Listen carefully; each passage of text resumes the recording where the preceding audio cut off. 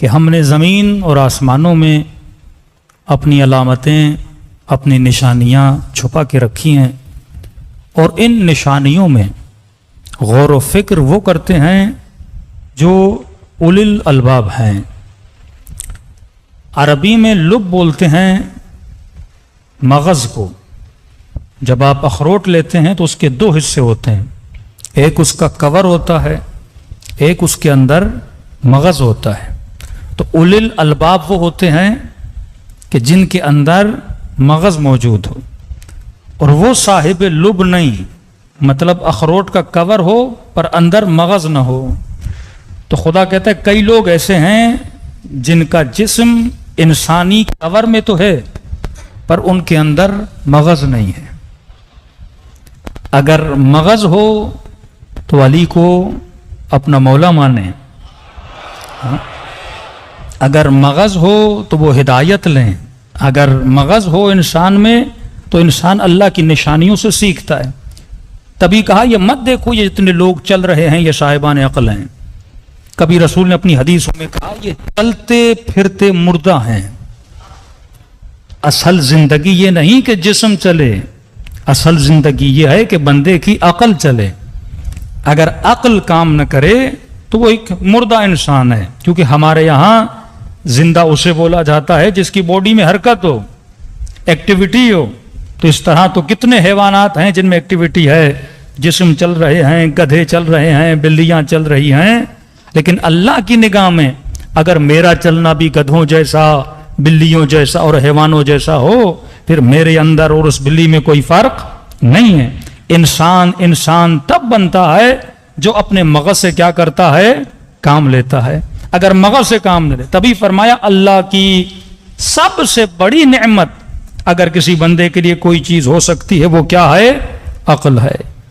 اعمال کا دار و مدار، میزان الہی جس پر اللہ اعمال کو تولے گا، وہ اعمال عقل کی بنیاد پہ تولے جائیں گے۔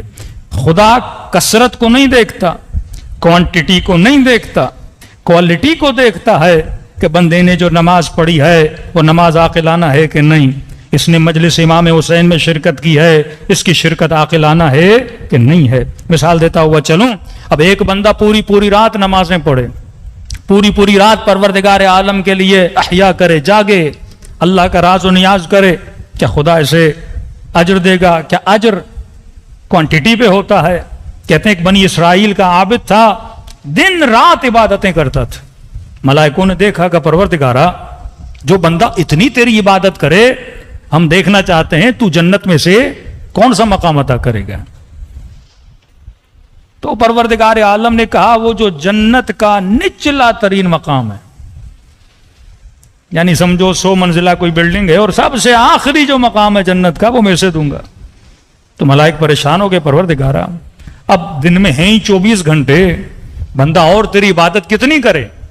جو اتنی عبادت کرے تو اسے یہ مقام دے رہا ہے، اور جو جنت کے اعلیٰ ترین مقام پر ہوگا کہ فرمایا ہر چیز کا سید ہے، سید الایام، مہینوں کا سید، دنوں کا سید، مردوں کا سید، عورتوں میں سید، محبتوں میں سید، اعمال میں سید۔ فرمایا رسول اللہ اعمال کا سید کون ہے؟ فرمایا اعمال کا سید یعنی سید الاعمال محبت محمد اور آل محمد ہے۔ سید الایام کون ہے؟ فرمایا سید الایام عید غدیر کا دن ہے۔ عورتوں کی سید کون ہے؟ سیدۃ نساء العالمین ہے۔ اسی طرح جنت کے بھی مقامات ہیں، جس طرح آپ دنیا میں دیکھتے ہیں فلاں بندہ کوئی کورنگی میں، کوئی اورنگی میں، کوئی انجولی میں، کوئی DH میں، کیٹیگری وائز علاقے تقسیم شدہ ہیں۔ فرمایا جنت کا جو سید جنت کے مقامات سے وہ مقام الفردوس ہے جو اعلیٰ ترین مقام ہے۔ اب ملائک نے پریشانی پوچھا پروردگارا جو بندہ اتنی عبادت کرے، یعنی 4-5 گھنٹے سوتا ہے، پھر اٹھتا ہے، پھر مصلی عبادت پر بیٹھ کر تیری عبادت میں مشغول ہو جاتا ہے، اور کتنی عبادت کرے کہ اتنی عبادت کرنے والے کو تو اتنا کم مقام دے گا؟ تو بتا تو صحیح اعلیٰ مقام کس سے ملے گا؟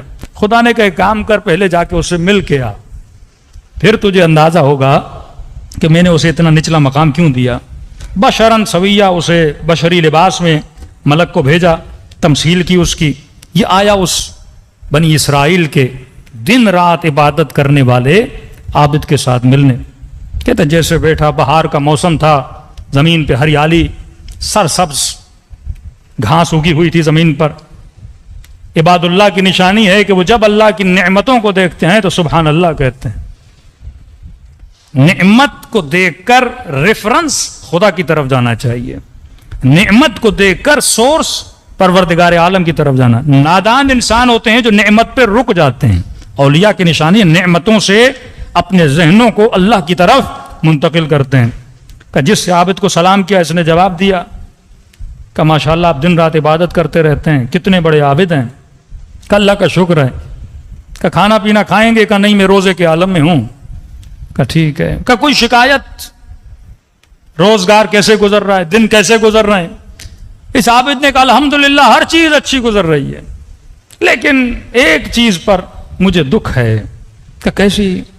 کہ دیکھو اتنی ہریالی، سرسبز زمین، کتنا ہرا بھرا موسم، اللہ کی حکمت کے خلاف ہے. کہ کیا؟ کہ اتنی ہریالی ہے، اب دیکھو گے 1-2 مہینے گزریں گے، ساری سبزیاں، ساری ہریالی سوکھ جائے گی، یہ ساری فصلیں ضائع ہو جائیں گی. اچھا نہ ہوتا خدا اپنے گدھے کو بھیجتا، وہ اس گھاس کو کھاتا تاکہ یہ گھاس ضائع نہ ہوتی. یہ بندے خدا جو ملک مقرب خدا اس کے پاس آیا تو پریشان ہو گیا. کہ بندہ خدا تو دن رات عبادت کر رہا ہے، پروردگار عالم کا کیا کوئی گدھا ہوتا ہے؟ اس نے کہا تم کیسی باتیں کر رہے ہو، جو میرے پاس گدھا ہے تو خدا کے پاس اور بھی بڑا ہوگا. ہمارے پاس بھینسیں ہیں، گدھے ہیں، ہر چیز ہیں، تو کیا خدا کے پاس نہیں ہوں گی؟ اس نے دیکھا کہ اس بندے کی توحید ہی کمزور ہے، اس کے پاس معرفت پروردگار عالم ہے ہی نہیں، اس کے سجدے ٹکر سے زیادہ کوئی اہمیت نہیں رکھتے، اس کا ذکر لقلق زبان سے زیادہ کوئی اہمیت نہیں رکھتا. تبھی فرمایا التفکر ساعہ، 1 گھنٹے، بعض علماء فرماتے ہیں 1 لمحے کا سوچنا افضل من 70 سنہ، 70 سال سے افضل ہے. یہ 70 سال بار بار آپ مثال سنتے ہیں اہل بیت کے کلام میں. 70 سال ایک بندے کی ایوریج لائف ہوتی ہے. لوگ 70 سال جیتے ہیں اور دنیا سے چلے جاتے ہیں. پاکستان میں تو 55 اور 60 ایئر سے زیادہ کوئی جیتا بھی نہیں ہے. تو 70 سال کی زندگی، تو ترجمہ اگر اس طرح کیا جائے تو غلط نہیں ہوگا. 1 لمحے کا سوچنا 1 عمر کے برابر ہے، ایک پوری زندگی کے برابر ہے. کیونکہ اگر بغیر فکر کے زندگی دی جائے، زندگی جی جائے، اس زندگی کا کوئی فائدہ نہیں ہے. تبھی کہا خدا اگر اعمال کی سزا اور جزا دیتا ہے تو اللہ کا جو ترازو ہے، جس بنیاد پر میری نمازوں کو، میری مجلسوں کو، میرے اعمال کو تولا جائے گا، وہ کس بنیاد پہ تولا جائے گا؟ آپ کی عقل کی بنیاد پہ تولا جائے گا. جس کی عقل جتنی زیادہ اس کا اجر اتنا زیادہ. اب عقل کل ہیں رسول، اور رسول نے کہا انا مدینۃ العلم وعلی بابها، میں شہر علم ہوں اور علی اس کا کیا ہے؟ دروازہ ہے. تو جو جتنا علی اور آل علی سے قریب ہوگا اس کی عقل اتنی زیادہ ہو جائے گی. تو مجلسوں میں آنے کا ایک مقصد یہ بھی بنا کہ ہم مجلسوں میں آ کر اپنی عقل کے پیالے کو بھرتے ہیں تاکہ خدا محمد اور آل محمد کے صدقے میں ہماری عقل کو کیا کرے؟ بلند کرے. صلوات پڑھے محمد و آل محمد.